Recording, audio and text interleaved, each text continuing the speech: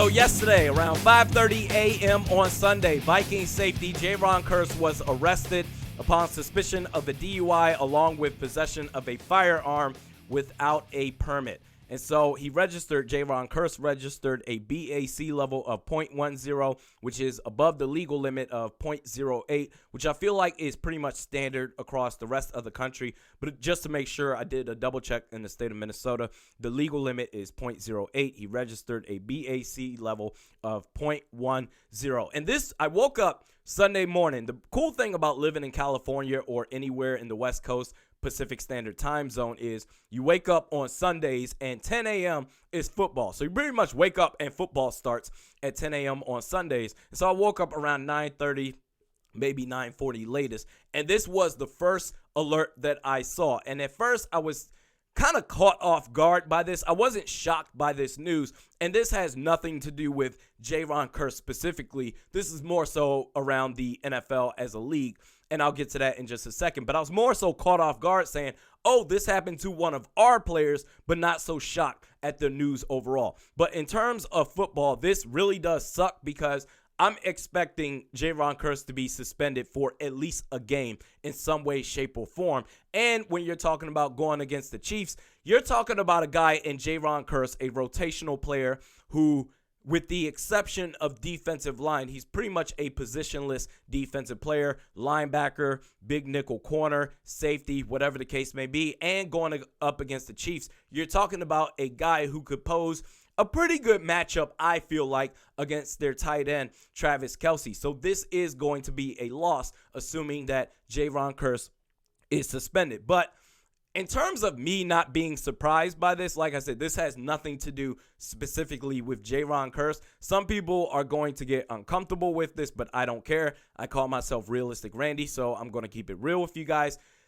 In terms of professional sports, the NFL is the one sport. You compare that to the National Hockey League, the National Basketball Association, Major League Baseball. In terms of professional sports, the NFL is the one sport during off-period time. So the off-season or during a bye week or a mini bye week, so you play Thursday night football and you get 10 days rest after that. The NFL is the only sport during off times where whether it's fans, the coaching staff, front office executives, even the owners, where we all collectively say, dear God, hopefully these players don't get in trouble. Just stay out of trouble, stay safe, don't do anything stupid during this period where you have off. This is literally the only sport where you say that. Because think about this, you guys out there in Minnesota, if you're a baseball fan, you're a Minnesota Twins fan, none of you guys are sitting there saying, Byron Buxton, Jose Barrios, just stay out of trouble, man.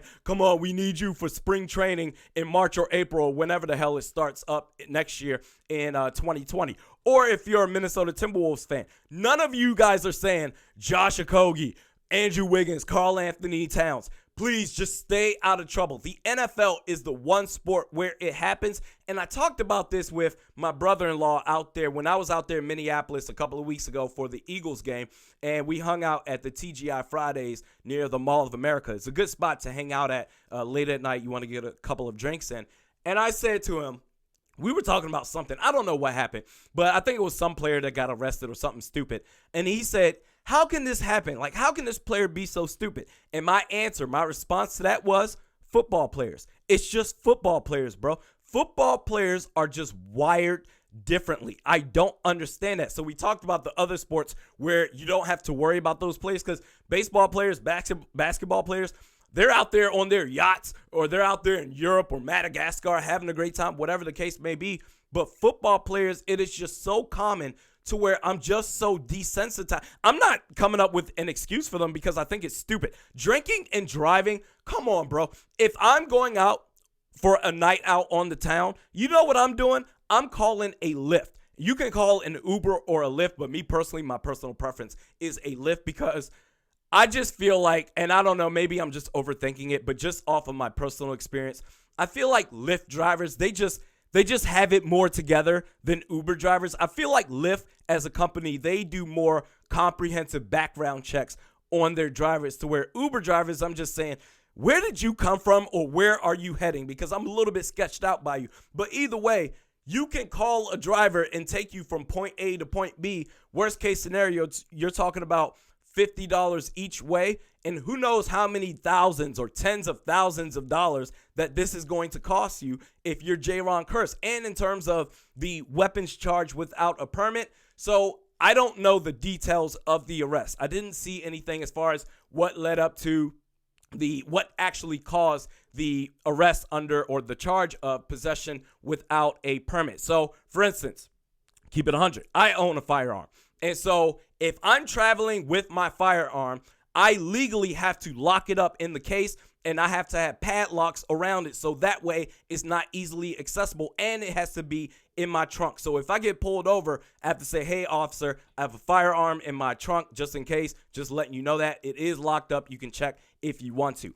That is legally traveling with your firearm. So I don't know if this dude had it, and it was reportedly he had a loaded firearm. So I don't know if this dude had it in his glove compartment outside of the case with no padlock, whatever the case may be. Either way, it's stupid. But again, the big picture, I'm not surprised by this because it's football players. So when you're talking about Richie Incognito, who a couple of years ago was reportedly in a gym and threw a dumbbell at a random person that was working out, my response to that is football players. Antonio Brown, all the crazy ass shit that he did out in Oakland.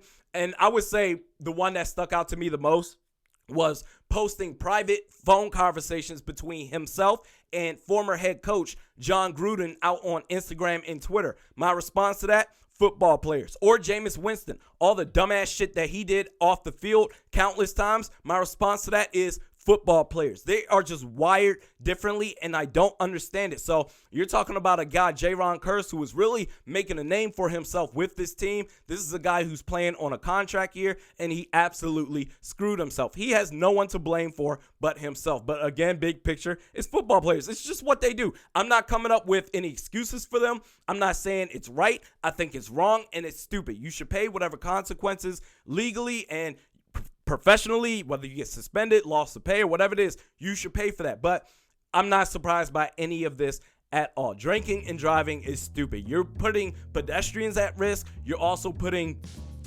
sober drivers at risk.